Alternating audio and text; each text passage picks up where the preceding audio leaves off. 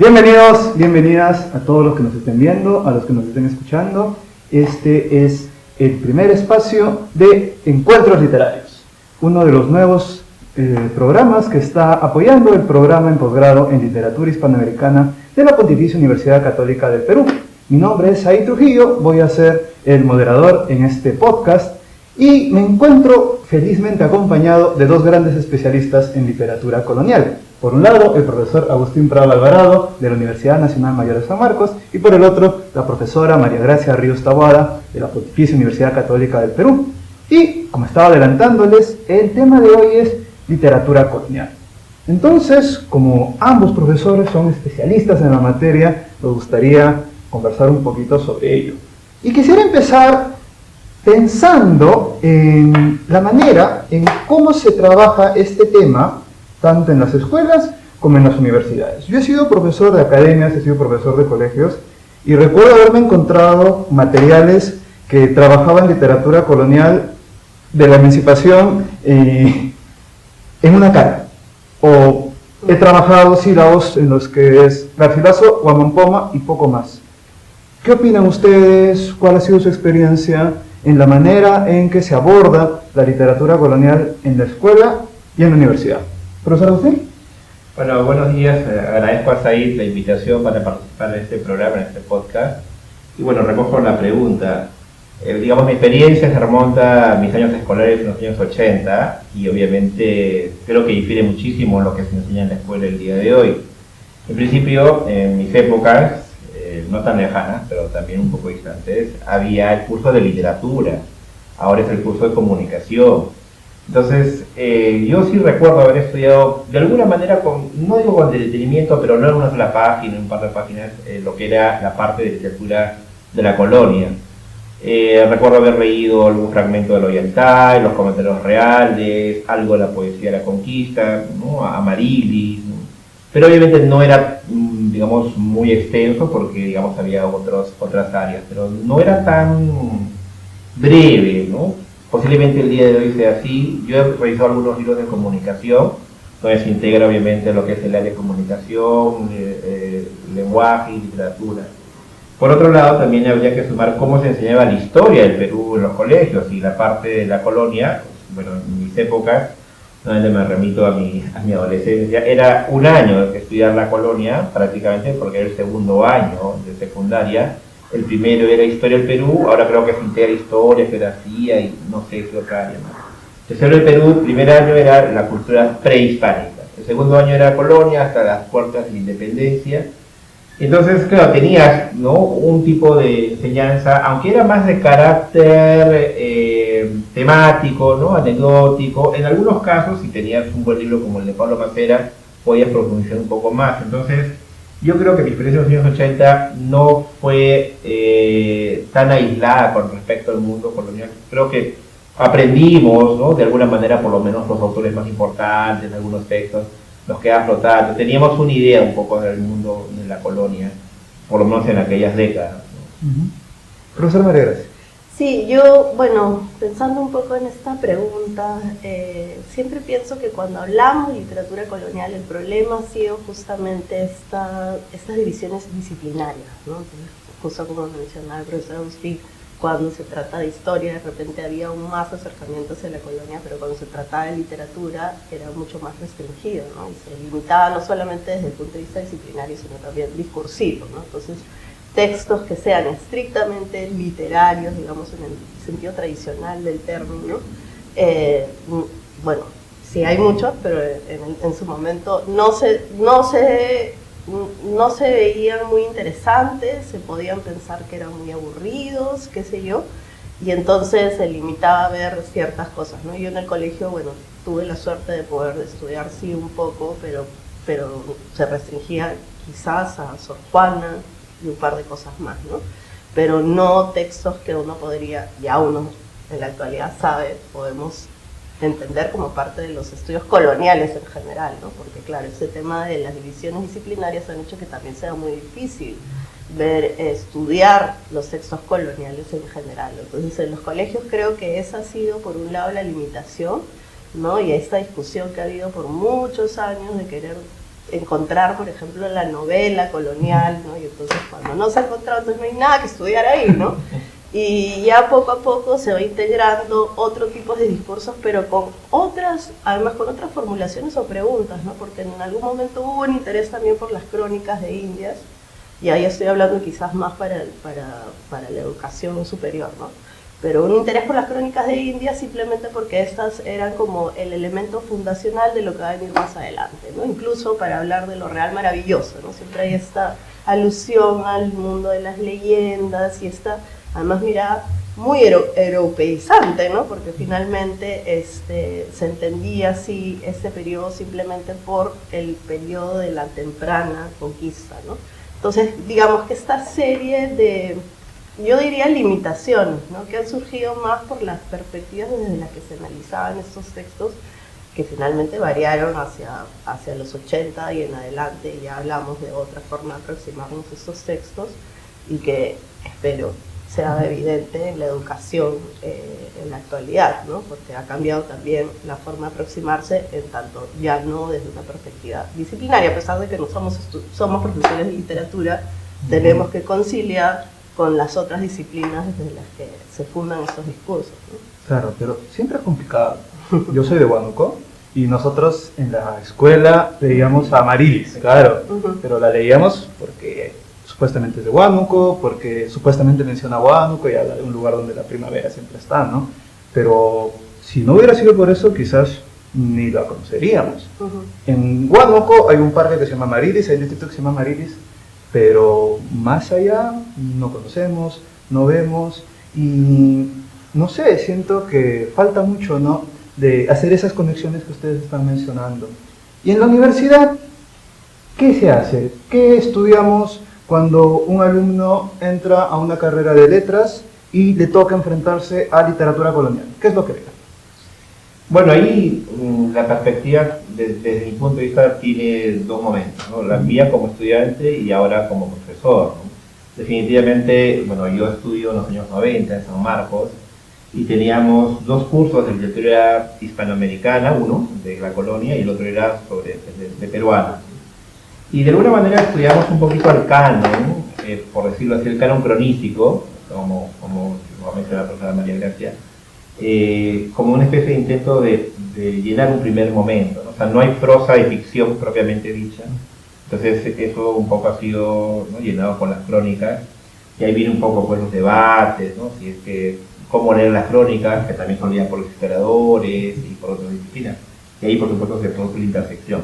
Entonces, claro, yo leí principalmente el canon, que podríamos decir ya había en los años 80, 90, por si era Amarilis, ¿no?, los poetas antárticos, Garcilaso, Guamampoma, e incluso se discutía, ¿no?, si es que el concepto de literatura era importante para la época de la colonia. La misma Rolando Adorno tenía una propuesta, ¿no?, que después felizmente se ha rebatido, ¿no?, porque el concepto de literatura se puede resemantizar, ¿no? O sea, no hay que cambiar el concepto, sino más bien los textos, ¿no? Entonces, esa fue mi experiencia. En el caso de Hispanoamericana, por otro lado, que era el otro curso, también lo mismo, ¿no? O sea, leías los cronistas, empezando por Colón, y un poco pues aterrizabas en la parte ya de las colonias, se centraron principalmente en México, ¿no? O sea, un poco se conocía lo que había en otras áreas, Sor Juana definitivamente, y un poco con el proceso de la literatura que es del siglo XVIII, que se acerca a los ilustrados. Y ahora en mi práctica de profesor, bueno, claro, ahora tengo la oportunidad de tener más textos, ¿no? Hay más investigaciones, podríamos decir que hay estudios muy importantes, incluso de peruanos, ¿no?, que han aportado a lo que viene a ser la literatura de la colonia. Por ejemplo, pienso en un estudioso como Paul Firwas, ¿no?, que ha podido, digamos, hacer una muy buena edición, ¿no?, de lo que viene a ser Armas Antárticas, ¿no? También podemos ver justamente, ¿no?, otras perspectivas, ¿no?, el mismo libro de María Gracia, ¿no?, sobre los piratas, que es un tópico, sí, pero que muchas veces se mencionaba pero no se desarrollaba, ¿no? Entonces, incluso como un tópico propio de la literatura hispanoamericana, ¿no? Entonces yo creo que ahora sí tenemos mucho más herramientas para desarrollar un estudio mucho más amplio.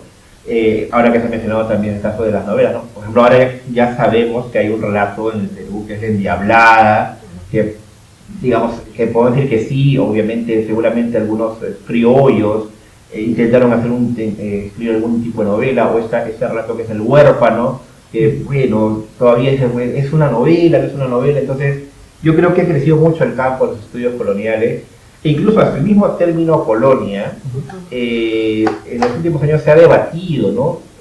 Mazzotti dice, bueno, ¿por qué no literatura virreinal? Entonces, teniendo en cuenta que habría que discutir, fuimos colonia, fuimos un virreinato, cómo nos reconocemos nosotros. Entonces yo creo que hay un campo muy importante que debemos estudiar, ¿no?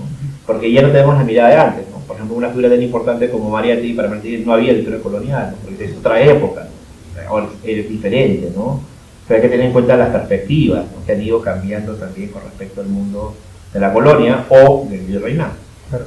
¿Qué opinas, María Gracia? ¿Han aumentado las herramientas? ¿Se ha ampliado el corpus? Yo también pienso lo mismo y me llamaba la atención porque he tenido también un poco la misma, digamos, la misma educación superior, ¿no? Yo estudié en la década de los 2000 y en esa época también se dividía el curso en literatura colonial peruana y literatura colonial hispanoamericana, y de ahí puedes llevar unos cuantos seminarios, ¿no? En la reforma que hubo en el plan de estudios, ya cuando ya me había ido y he regresado a ese plan de estudios, ahora tenemos un curso que es literatura colonial hispanoamericana 1 y literatura colonial hispanoamericana 2. O sea, la distinción ha pasado a ser una distinción de región a ser una distinción de tiempo, ¿no? Entonces, en el primer curso se ve siglo XVI y principios del XVII, y en el segundo curso la otra mitad del siglo XVII y XVIII, ¿no? Que además debo reconocer que el XVIII siempre es el siglo que menos se estudia, ¿no?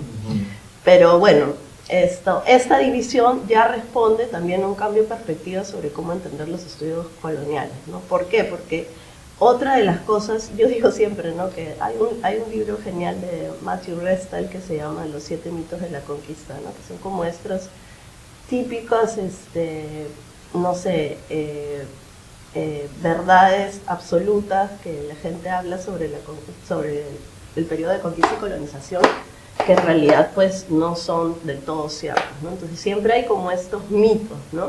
Y en parte tiene que ver porque nosotros vemos este mundo que es lejano, evidentemente, en el tiempo, desde una perspectiva también nacionalista, ¿no? Entonces todo tiene, digamos, barreras geográficas, disciplinarias y también, finalmente, lingüísticas, ¿no?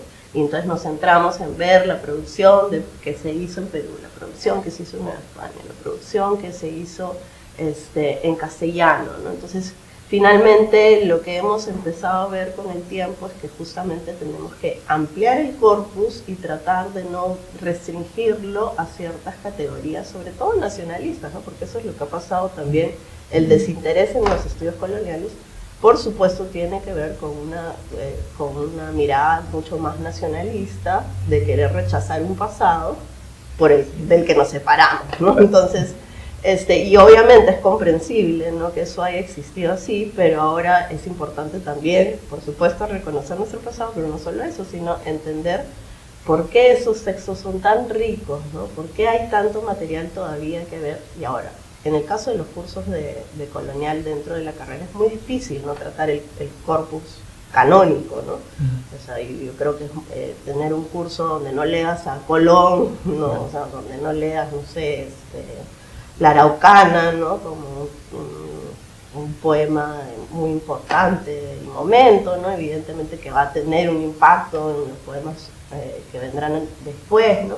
O un curso donde se vea Garcilaso o Agamben, es imposible dejar de lado eso, ¿no? El asunto es más cómo acercarnos a estos textos, ¿no? Y creo que el acercamiento es lo que tiene que variar, obviamente introducir otros textos, pero, y bueno, no sé si tiene que variar, yo creo que ya varió hace mucho tiempo, pero entender, no, o sea, fijándonos, por ejemplo, en la literalidad del texto, otra vez con esta, ¿no? O sea, si es que es el texto ¿no? Sino, realmente, a mí una de las cosas que más me llama la atención de esos textos es que finalmente son textos altamente polémicos y retóricos, ¿no?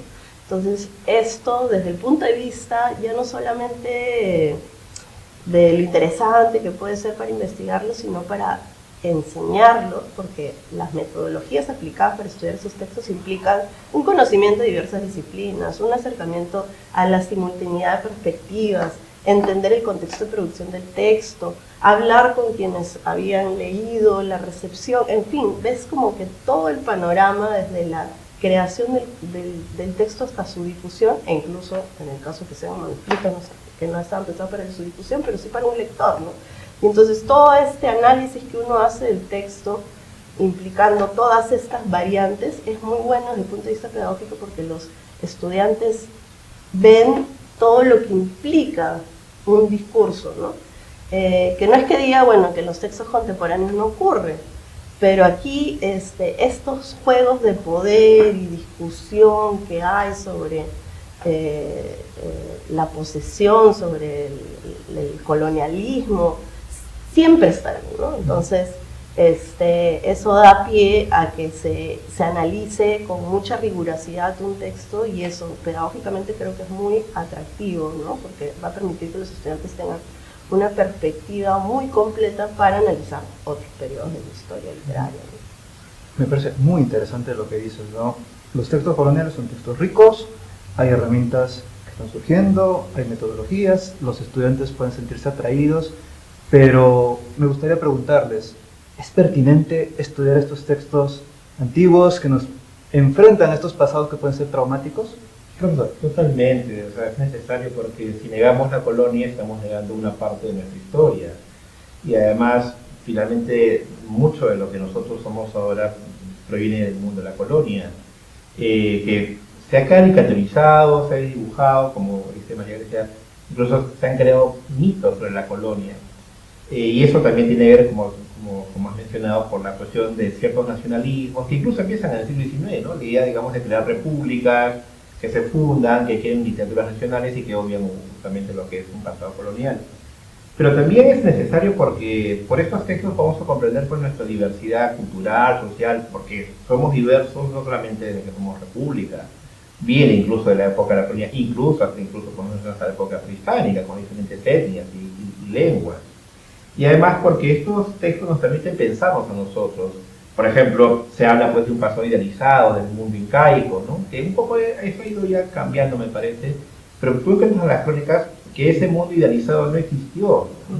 Incluso si ponemos a Guamán Poma y a Garcilaso el canon cronístico, teniendo en cuenta que Guamán Poma ni siquiera se leyó en su época, y hay que pensar cómo lo habrían podido leer, por eso es que hacemos una operación desde ahora, ¿no? Pensar las crónicas desde ahora. Pues obviamente los puntos de vista de Dios difieren, ¿no? Incluso con el mundo propiamente del Incario. Entonces, yo creo que es necesario que empiece a difundirse, ¿no? De manera dosificada, pues, preguntar en el colegio, ¿no? Preguntarse por esos textos, ¿no? Y además verlos de otras disciplinas, ¿no? Digamos, se puede estudiar las crónicas desde la historia, pero obviamente nosotros como literatura lo vamos a hacer como discurso, veremos algunos elementos estéticos. Por ejemplo, ¿no? La primera crónica oficial, que es la de Jerez, ¿no? De Francisco Jerez, que es el secretario de Pizarro, que es la segunda que se edita, ¿no? La primera es la de Cristóbal de Mena, la de Jerez se edita por diferencia de meses. Es una crónica que además tienes en cuenta que quien lo escribió era una persona que tenía un dominio de la escritura. Entonces, no eran pues estos ladrones que siempre se han presentado, ¿no? Como digamos un tipo de personajes, ¿no? Ágrafos, cuando la mayoría eran ágrafos en esa época, pero que cierra con un poema, que es tal vez el primer poema escrito de la conquista, ¿no? Las coplas reales, que además están remontadas como modelo a Juan de Mena, ¿no? Entonces tenía un oficio quien escribía, entonces hay que conocerlo, ¿no? Y además a mí me parece muy importante que se vea el mundo de la colonia y que se revisen incluso los conceptos que provienen de ahí, el concepto mestizo, el concepto criollo, son conceptos que los hemos heredado, que se han resemantizado, por supuesto, ¿no? No era un concepto feliz el concepto mestizo en la época de la colonia, y el día de hoy, vamos a ver un ejemplo, el último censo que hubo en el Perú hace pocos años, una de las preguntas era ¿cómo te reconoces? ¿No? Y la mayoría puso mestizo. Eso es algo muy interesante de ver, ¿no? ¿Por qué nos reconocemos como mestizos? Y por qué tal vez para algunos sea menos conflictivo y tal vez más conflictivo sea para los académicos. Es bastante cierto, Jesús. Hay muchas cosas que usted menciona que son muy interesantes, ¿no? Lo de Huamampoma, no mucha gente, o sea, fuera de la academia, la gente no sabe que la posición de Huamampoma sobre los incas es bastante controversial, es muy, muy complicada. ¿Qué opinas? Sí, ¿no? O sea, una de las cosas que quiero enfatizar también es este tema metodológico, porque yo creo que este tema metodológico permite entrar a otras arenas, ¿no? O sea, la pregunta sobre por qué es importante estudiar los textos coloniales en el siglo XXI, claro, la respuesta inmediata, o digamos la más cliché es decir, porque bueno, si no conocemos nuestro pasado, no podemos en verdad conocer nuestro presente, y por más que suene bastante cliché, tiene mucho sentido. Y tiene mucho sentido también porque hay mucho que estamos perdiendo de patrimonio bibliográfico, ¿no? O sea, hay demasiado material que todavía no se ha estudiado, ¿no? En los archivos, material que es, digamos, es una época que todavía queda mucho por hacer, ¿no? Entonces, desde el punto de vista de todo lo que hay, necesitamos más gente interesada en esta época y de investigar y de reconocer cada vez más nuestro pasado. Pero por otro lado, esto que decía de lo metodológico, a mí me interesa particularmente esa época porque creo que pide al investigador, ¿no?, un esfuerzo muy particular de entender, digamos, no solamente el lector, las circunstancias de producción, sino la simultaneidad de discursos que están, quién responde a quién, ¿no? O sea, en verdad, estoy pensando, por ejemplo, en un texto como el de Bernal Díaz del Castillo, ¿no? Entonces, Bernal escribe esta crónica hacia el final de sus días. Bernal era uno de los que había participado en la conquista de México y era un encomendero. Hacia el final de sus días escribe esta crónica que se publica un año después. Perdón, un siglo después, en 1632 se publica, ¿no? Y claro, por ejemplo, uno revisa esta crónica y tiene que ver cómo habla del episodio de Cholula, ¿no? Y cómo está respondiendo ahí a las casas, o está utilizando a Gómara, o está, ¿no? Entonces, toda esta relación de fuentes y lecturas que uno hay que hacer para rastrear todo este panorama, ¿no? Y otra cosa que también es bien importante, que pese a que nosotros, digamos, desde la perspectiva de nación que ha sido colonizada, es complicado entender, pero la centralidad de España en ese momento es tan importante España en Europa de esos siglos, que todas las otras naciones leían español, ¿no? Entonces leían, traducían, entonces hay una circulación de estos discursos, además que no se restringe únicamente, ni siquiera al plano transatlántico, ¿no?, sino global, ¿no? Y entonces, si hablamos de una globalización, evidentemente estamos viendo en los siglos XVI, XVII una primera globalización que además nos enfrenta al hecho de que nosotros estamos siendo protagonistas de eso. Bueno, nosotros digo, me refiero al mundo hispánico, al mundo del que éramos parte como virreinato peruano, ¿no? Entonces es, digamos, un momento de mucha producción, de mucha discusión, donde no hay barreras geográficas, donde no hay barreras lingüísticas, donde no hay barreras disciplinarias. Entonces, el acercarse a este mundo en particular permite también, no sé, incorporar nuevas perspectivas de estudio que pueden, obviamente, como les decía, incorporarse a otros periodos también, ¿no? Entonces, creo que justamente esto que siempre hablamos, no hay que ser interdisciplinarios. Bueno, los estudios coloniales de por sí lo son, porque no pueden ser de otra forma, ¿no? Entonces, eso hay que buscar también ir más allá de lo hispánico, ¿no? Bueno, también esta época lo era así, ¿no? O sea, no sé, pues yo, como se mencionaba, yo estudié el tema de la piratería. En un barco donde venían piratas ingleses, también había franceses, flamencos, españoles, portugueses. Todo el mundo hablaba sin ningún impedimento, todas las lenguas, todo el mundo. Entonces, esto, o sea, en verdad no era que eran políglotas, ¿no?, sino que en verdad era un mundo que se movía así.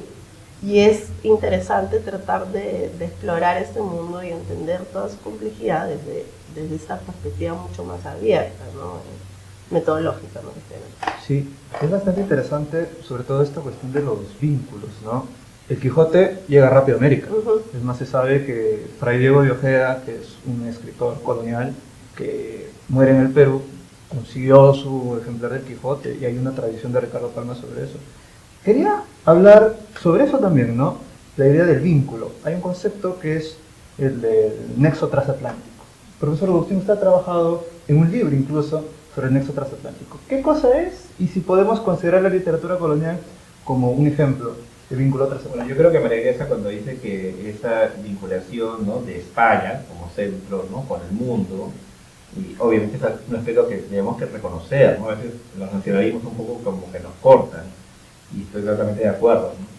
Entonces, de hecho, la visión transatlántica o las lecturas transatlánticas, bueno, yo los he trabajado a partir de que me vinculé mucho con los trabajos de Julio Ortega, ¿no?, cuando tuvo la oportunidad de invitarme a la Universidad de Brown. Y claro, eso me permitió tener también otra, o volver a entender, ¿no?, que el mundo de la colonia era transatlántico, ¿no?, en principio, ¿no? O sea, nosotros formábamos parte de un imperio, y ahí viene la discusión, colonia y virreinato, ¿no? Pero también hay que tener en cuenta que para comprender el mundo de la colonia, hay que entender el siglo de oro. O sea, si no entiendes el siglo de oro, muchas cosas se te van a escapar, ¿no? Incluso vamos a tener en cuenta que con el siglo de oro tú puedes entender la poesía novohispana, de los criollos, y a su vez esta poesía del siglo de oro te remonta no solamente a Petrarca, sino también te remonta a los clásicos, ¿no?, como Ovidio, por ejemplo, pensemos en el caso del Parnaso Antártico, ¿no?, que finalmente es una traducción, ¿no?, de las Heroídas, ¿no?, pero que empieza con ese poema del discurso en honor a la poesía. Entonces te amplía, ¿no?, lo que es esa mirada, ¿no?, para conocer el mundo de la colonia, o que entender el mundo de la colonia en el virreinato, ya de por sí te va a llevar, o tiene que llevarte a conocer el mundo del siglo de oro, a la poesía del Renacimiento, ¿no? Tienes que entender cómo es que entran las formas italianas, con Garcilaso, Boscán, y cómo ellas después llegan aquí, y además, incluso, ¿no?, llegamos al barroco y podemos ver a una poderosa poeta como Sor Juana, que incluso el sueño, primero sueño, como algunos dicen, se considera como un poema que es capaz de rivalizar con las soledades de Góngora, incluso para algunos hasta que supera al maestro, ¿no? Y eso se entiende si es que tú lees el mundo de la colonia conectado con España y conectado con el mundo, o sea, aislados no estábamos. Incluso un tema que también me parece importante resaltar es que el mundo de la colonia tampoco lo entiende sin el quechua, ¿no?, que ese es un aspecto muy importante. En la colonia, en la universidad, tenías que saber que había la cátedra de quechua. Y eso es algo que con la República se pierde, más bien, es una cosa más bien paradójica, ¿no? Claro. Y en el imaginario de los peruanos, más allá del mundo académico, cuando tú piensas en una obra de teatro colonial, no se te viene ninguna obra de un criollo, piensas en el oriental. Entonces, por eso a mí me parece muy interesante la pregunta y ver que, digamos, la colonia más bien es la que te abre muchas veces esas puertas hacia el mundo, y tal vez pareciera que la República no, o en ciertos momentos, ¿no?, por estas búsquedas de nacionalismos muy cerrados, ¿no?, muy, en el caso de fronteras, ¿no?, muy cercadas, ¿no? Entonces yo creo que sí, es importante conocer nuestra tradición literaria, tradición cultural, que está vinculada, por supuesto, con el mundo occidental y también con la tradición andina, ¿no? Sí, esos dos vínculos son muy potentes, ¿no? Garcilaso siempre dice que Cusco fue una Roma en su tiempo. Entonces viene ese vínculo por los dos lados y eso hay bastante. A Lunarejo no le entiendes si no entiendes a Góngora, por ejemplo, ¿no? ¿Qué opina usted, profesora? Sí, por supuesto, ¿no? En verdad, yo, de hecho, hablando un poco de esto de las nomenclaturas, ¿no? Si podemos llamar por ese periodo colonial o virreinal también. Últimamente hablamos como de la temprana edad moderna, ¿no?, para poder incorporar ya, digamos, esas divisiones que tenemos que tener cuando tenemos una carrera, porque simplemente no nos da asco, ¿no?, hacer cursos que, digamos, siglo XVI, ¿no?, y todo tenga que abarcarse ahí. Y efectivamente, pues, se hacen esas divisiones para que podamos completar, digamos, ciertos cánones, ¿no?, porque es parte de una formación, ¿no? Pero ciertamente, digamos, desde el plano o desde el punto de vista de la investigación, sí ya hablamos de que no podemos dejar de pensar en lo que ha pasado, lo que pasa en Europa con respecto a lo que pasa en América, ¿no? Eso simplemente el nexo transatlántico, pero como mencionaba también, deberíamos pensar más en el Atlántico como una zona de transmisión, ¿no? Entonces no es solamente de España a América, sino también España, Sudamérica, Norteamérica, luego España, Inglaterra, Holanda, Francia, luego América, ¿no? O sea, en verdad estamos hablando como que el océano es lo que va a regular, digamos, la transferencia de discursos y saberes, y por lo tanto no tenemos, pues, o justamente ese tema de las fronteras va a ser mucho más difícil de cerrar, ¿no? Y en tanto esto ocurre, por ejemplo, ¿no? O sea, se me ocurren varios ejemplos, pero pensando, por ejemplo, en esto de lo transatlántico, ¿no? Siempre se ve o se discute cuál es la influencia de la literatura peninsular en la literatura americana, pero, y como mencionaba el profesor Agustín, ¿no? El caso de Sor Juana, que finalmente pues tiene evidentemente un gran lugar dentro de España, no solamente dentro de Nueva España. Y también, no sé, se me ocurre pensar en la canonización de Santa Rosa de Lima, por ejemplo, ¿no? Que el proceso de canonización en sí empieza en Lima, empieza con los criollos y luego trasladado a España, al punto que la misma reina es la que moviliza su causa ante Roma, ¿no? Entonces, y ahí uno se da cuenta que no es simplemente de un solo movimiento, sino que son varios. Y ya pensando, por ejemplo, ampliando esto a otras naciones, ¿no? Yo siempre tengo este ejemplo que me encanta, que es cuando Francis Drake hace, perdón por el tema de la piratería, pero Francis Drake hace el viaje de circunnavegación, toma como prisionero un portugués, que va con él desde Cabo Verde hasta Huatulco en México. En México lo sueltan y lo entrevista la Inquisición de México y lo entrevista el virrey. Esas entrevistas se trasladan hacia España, pero en el camino las capturan y se traduce, ya no me acuerdo exactamente cómo termina, traducida al holandés, al inglés, ¿no? Entonces todo el mundo está leyendo esto, se traduce y luego se publica, ¿no? Entonces, eso es lo que tenemos que tener en cuenta, ¿no? Este es un mundo mucho, o sea, uno podría pensar que ahora que tenemos aviones y nos movemos mucho más rápido de un lado al otro, del extremo del continente, en esa época en verdad estábamos hablando de un movimiento de circulación continuo, ¿no? Y continuo y sin esas barreras lingüísticas y sin esas barreras geográficas, ¿no? Ni disciplinarias, ¿no? Entonces, por supuesto que no podemos dejar de pensar en Europa, y ni siquiera solamente en Europa, sino en otros hemisferios, ¿no? Y de hecho, por ejemplo, desde hace poco ya ha empezado a haber más un reconocimiento en los nexos intervirreinales, que por mucho tiempo no se han mantenido como algo que no se estudiaba, ¿no? Pero en España y Perú, por supuesto que tenían que tener nexos, ¿no? Venía del virrey de México, venía a Perú, o sea, no es que sean diferentes, es una cosa muy interesante. Sí, sí, los pasos, ¿no? Pasaban de estar en un virreinato a pasar en otro, entonces, ¿cómo no va a haber un nexo, ¿no? Entonces, creo que eso se está ampliando cada vez más a tratar de establecer vínculos que ya no sean solamente Europa-América, sino incluso podríamos hablar ya de dos procesos de colonización que han sido tomados como completamente distintos, como el norteamericano, me refiero propiamente al inglés y el español, ¿no? Y siempre hay pues estos mitos también de que los ingleses eran mejores colonizando, ¿no? Pero también hay nexos con ellos, ¿no? Entonces también se está estudiando un poco esto que los historiadores llaman entanglements, ¿no? Que es como las relaciones que se establecen también desde los mismos imperios, ¿no? Entonces, eso tiene que seguir ampliándose. Yo me quedo también con como les mencionaba, lo intervirreinal, porque ahí hay mucho que hacer y hay mucho por investigar y que lo permite propiamente pues este movimiento, este flujo, ¿no? De circulación de ideas y personas, además, no solo ideas. Sí, yo creo que ha sido una charla muy buena. Estoy muy feliz de haber podido compartir muy esto con ustedes. Sí. ¿Alguna reflexión final, profesor? Bueno, para mí es importante que las relaciones y los estudios que existen en esa época se mantengan, que empiecen por los colegios, ¿no? Que es importante en el caso darle el espacio necesario, los textos necesarios, que el mundo académico también, ¿no? Pueda abrirse, digamos, ¿no? a poder llevar ese tipo de conocimientos, ¿no? a otro tipo de público, y que empecemos a cuestionar, ¿no? Lo que vienen a ser ciertos mitos, ciertas creencias que no son tan ciertas sobre el mundo de la colonia, y además que nos preocupemos, incluso a nivel institucional, ¿no? de tener relaciones cercanas, ¿no? Trabajos en equipo, como este conversatorio, y que además el mundo de la colonia como me decía la profesora María Grecia, ¿no? Si bien esto es un cliché, ¿no? Hablar de conocer nuestro mundo, nuestro pasado, justamente en esta época, en este siglo XXI de tantas convulsiones, tantas complejidades, ¿no? Nos va a poder entender, para poderlo entenderlo también hay que entender qué hemos heredado, para bien o para mal, ¿no?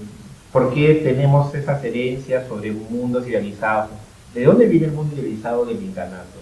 Es una herencia garcilasista, ¿no? O sea, hasta el día de hoy lo tenemos, ¿no? El mismo Flores Galindo lo menciona en Buscando un Inca, ¿no? Si le preguntaran a los peruanos cuál sería una época feliz para recordar, dirían obviamente que es el Incario, pero esa es una herencia de Garcilaso, por muchos aspectos, ¿no? Entonces, claro, ¿qué ocurrió? ¿Por qué Garcilaso nos presenta esa utopía con respecto al Incario, ¿no? Y además es un texto que se censura después de la rebelión de Túpac Amaru II, es un texto que lo vuelve a mandar a imprimir José de San Martín, ¿no? Para incentivar un poco el nacionalismo, ¿no? Es un texto que aparece pues, como fuente para Ricardo Palma en algunas tradiciones, ¿no? Y es un cronista que tiene mucho éxito en España, ¿no? No hay que olvidar ello, ¿no? Es un escritor que tiene mucho éxito. Y además abrir otras vetas, ¿no? Incluso en el campo académico, interesante esto de hablar de las relaciones entre los virreinatos, ¿no? Por ejemplo, pensemos que Juan del Valle Caviedes, un poeta importante de la colonia aquí, en este virreinato, escribe una carta imaginariamente a Sor Juana, ¿no? Donde él incluso dice que ella le ha pedido poemas, ¿no? Entonces yo creo que el mundo de la colonia es necesario estudiarlo, investigarlo, cuestionarlo, por supuesto, en muchos aspectos, ¿no? Pero que es parte de nosotros. Y si lo negamos, si negamos que es parte de nosotros, en tal caso estamos cerrando, ¿no? Cancelando una parte de lo que es finalmente el Perú, ¿no? Una suma de diferentes acciones históricas, culturales, que de alguna manera nosotros tenemos vigentes hasta el día de hoy, ¿no? Y tal vez si revisamos este mundo de la colonia, yo creo que podemos entender finalmente cómo nuestra idiosincrasia incluso hasta superar ciertas cosas, que incluso los consideramos como herederas de la colonia, ¿no? Como males de la colonia, ¿no? Pero para conocer el mal, primero tienes que hacer el diagnóstico, pues conocerlo, ¿no? Y después ya podrás hacer el recetario correspondiente, ¿no? Eso es lo que tendría que decir. Muchas gracias, profesor. ¿Algunas palabras finales, profesora? Sí, también lo mismo, ¿no? Yo creo que esta es una época, ¿no? Y ya creo que eso es lo único que podemos tener muy claro, que es un periodo de 3 siglos que no podemos dejar de revisar, que no podemos dejar de ver, de analizar, para entendernos como somos hoy, ¿no? Una cosa que a mí me parece importante y que tenemos que ahondar sobre todo esto que estábamos diciendo sobre redes institucionales, ¿no? Acercarnos, ¿no? Entre Católica y San Marcos, Villarreal, ¿no? Seguir explorando este mundo de la colonia. Por un lado, también grupos de investigación que sean interdisciplinarios, no limitando solamente a literatura, sino también congeniar con nuestros colegas historiadores, arqueólogos, antropólogos, ¿no? Hay mucho que hacer por ese campo. Y sobre todo ya desde el punto de vista específico de los textos, hay demasiado por hacer desde el punto de vista editorial, ¿no? Ediciones críticas de textos coloniales, hispanoamericanos que faltan, que no se tienen, que tienen que contar con un estudio, con anotaciones, ¿no? Que puedan hacer que estos textos se difundan cada vez más, ¿no? Entonces por ahí tenemos muchísimo trabajo y eso es parte de nuestro patrimonio, ¿no? Es más, o sea, pensemos cuánto tiempo hemos reclamado, ¿no? que Chile se llevó en la guerra los textos y una vez que los tenemos aquí nadie los está investigando, ¿no? Entonces ni sabemos qué hay, ¿no? ¿Por qué no estamos haciendo algo al respecto, ¿no?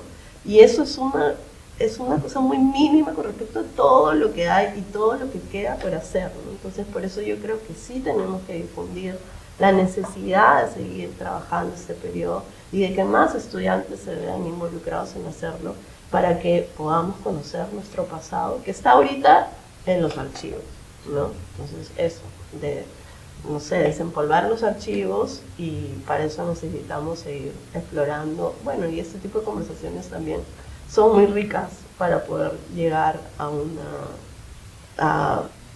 una conclusión sobre lo importante que son los estudios coloniales. Sí, absolutamente de acuerdo. Hay mucho por hacer hemos visto que estamos frente a un periodo muy interesante, muy rico, y sobre el que tenemos que volver para poder entender quiénes somos. Por más cliché que sea, yo creo que es muy importante. Muchísimas gracias a todos los que nos han visto o a los que nos han escuchado. Por favor, estén atentos a las redes del programa de posgrado en literatura hispanoamericana de la PUC, porque vuelve a la profe, vamos a tener entrevistas con autores nacionales, audiorelatos, así que estén atentos. Muchísimas gracias y bueno, nos despedimos. Muchas gracias, profesora Martín, profesora María Gracia. Chao.